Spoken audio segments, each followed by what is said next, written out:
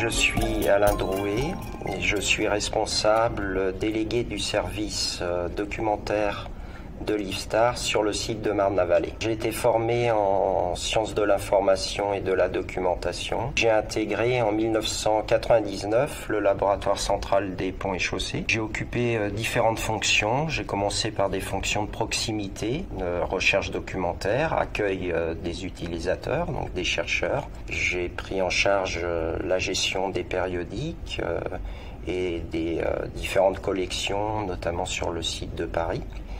Et puis ensuite, j'ai pris en charge d'autres tâches, comme par exemple la bibliométrie, donc pour fournir des indicateurs de production et de visibilité des publications des chercheurs. Depuis quelques années déjà, je m'occupe plus particulièrement du marché des revues et des ressources électroniques de l'IFSTAR.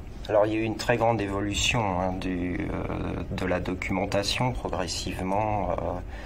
Les fonds documentaires électroniques se sont développés. Les services documentaires ont gardé bien sûr le papier, mais ont développé des collections électroniques dans le secteur scientifique, notamment de revues, puis d'ouvrages maintenant. Donc ce qui modifie complètement le métier en fait du documentaliste, puisqu'il n'est plus exactement l'interface entre le fournisseur d'informations aux chercheurs, mais il est un peu comme un intermédiaire, en fait, un médiateur qui est là pour fournir des ressources, pour les localiser, pour les signaler aux chercheurs, et nous sommes maintenant plus des conseillers, en fait, auprès des chercheurs. Maintenant, les services documentaires ne travaillent plus en vase clos dans leur organisme, ça c'est sûr, ils ne restent pas isolés, c'est un métier où on travaille avec les collègues des autres établissements, particulièrement dans le secteur académique, notamment pour justement l'acquisition, les abonnements électroniques, face à des éditeurs qui ont des positions de plus en plus monopolistiques et qui ont beaucoup d'ambition et beaucoup d'exigences, qui sont en mesure d'imposer leur tarification. Donc c'est normal, il faut être plusieurs face à ces éditeurs. Nous avons aussi des relations pour engager des réflexions au niveau national. Je donnerai un exemple, par exemple sur les réflexions sur l'open access.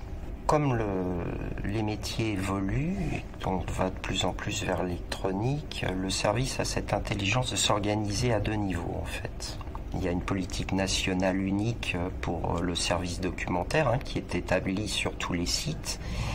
Et donc sur chaque site, nous appliquons cette politique nationale. Nous sommes chargés donc de soutenir les chercheurs au quotidien, évidemment en répondant à leurs demandes de recherche documentaire, de prêt, de fourniture de documentation, mais aussi nous avons en charge donc la gestion du dépôt de leurs publications, donc sur l'archive institutionnelle de l'organisme et sur d'autres bases de données extérieures, comme l'archive nationale HAL. Deuxièmement, nous avons, comme nous travaillons beaucoup avec l'électronique, nous pouvons sur un site de manière transversale, prendre en charge un dossier et travailler pour l'ensemble de l'IFSTAR. Les relations avec les établissements de Marne-la-Vallée, et plus de la commune, de la communauté d'universités et d'établissements de Paris-Est, est assez avancée en fait.